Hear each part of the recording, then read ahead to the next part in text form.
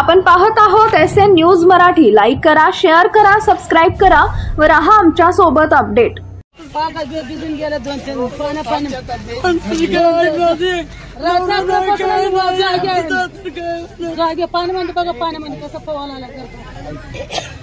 नवी घरकुल द्यायची ठरली, तुम्ही सगळी इथं निघणार, तिकडे जाणार नव्या तुमच्या घरात एक विषय।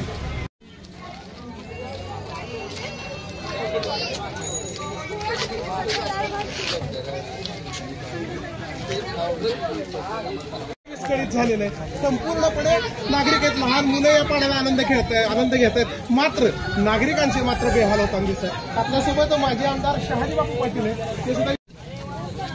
त्यामुळं असा अचानक पाऊस येणं हे आमच्या तालुक्याला संकट आहे। गेल्या रात्री 8 पासून 11 पर्यंत प्रचंड मोठी ढगफुटी झाल्यामुळे अनेक जण बेघर झालेले आहेत।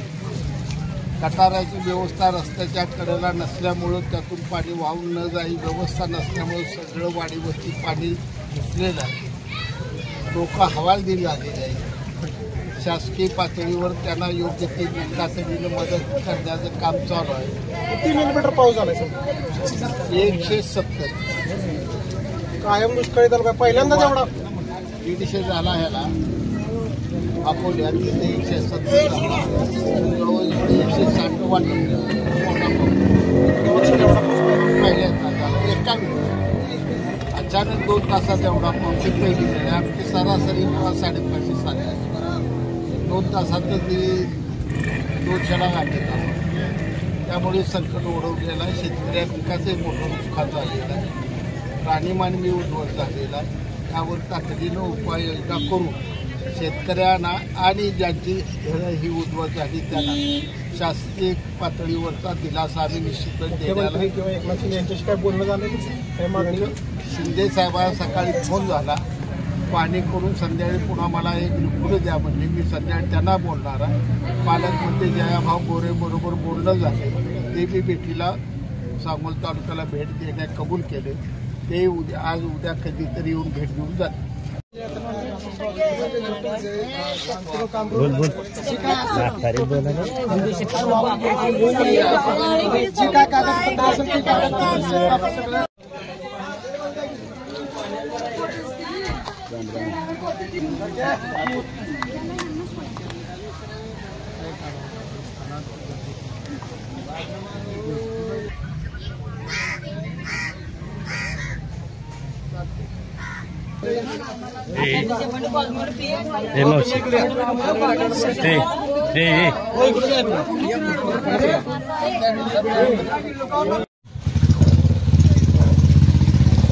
पाण्याखाली गेलेली आहेत, काय मागणी?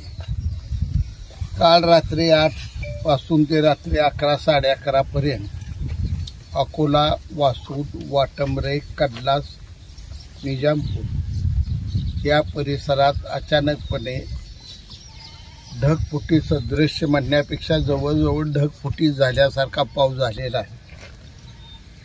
2 तासात 2.5 तासात 160 ते 170 मिलीमीटर पाऊस या भागात पडलेला असल्यामुळे सर्व पिकं उद्ध्वस्त झालेली आहेत। प्रत्येक पिकात मांडी एवढं कमर एवढं पाणी साठलेलं आहे आणि शेतकऱ्याच्या हातातोंडाला आलेली ही पिकं आज वाया गेलेली आहेत। शेतकरी दुःखी झाला आहे, हवालदिल झालेला आहे। शासनाने याला भरघोस मदत करावी यासाठी शासन दरबारी आम्ही अत्यंत चिकाटीनं प्रयत्न करू आणि शेतकऱ्यांना मदत मिळवून देऊ। पंचनामे वगैरे करायचे? पंचनाम्याची प्रक्रिया सकाळपासून सुरू झाली।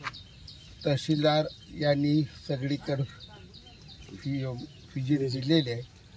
सगळीकडे तहसीलदार स्वतः फिरलेले आहेत, अधिकारी सगळीकडे फिरतायत आणि पंचनामा करण्याची प्रक्रिया सर्व गावांनी चालू आहे।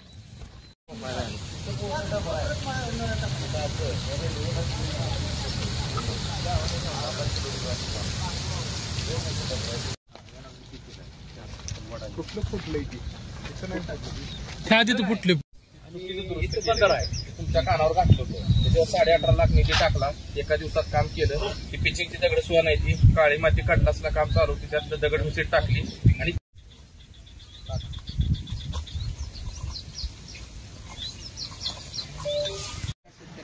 हिरावलेला आहे, निसर्ग कोपलेला आहे.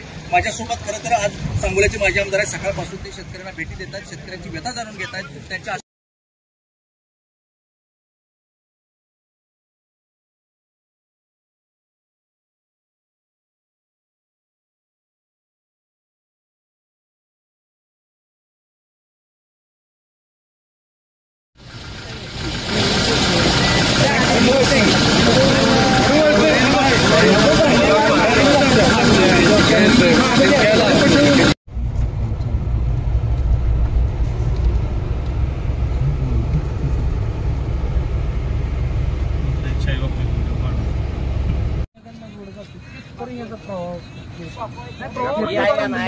सगळ्या अशा जमिनी धुवूनच झालेल्या आता रात्री फक्त या काट्या दिसत होते, पूर्ण ही झाडं पाण्यात आता हे जगलेलं आहे बघा, सगळा माल आहे. पाणी कुठे येते माहिती का ही बापू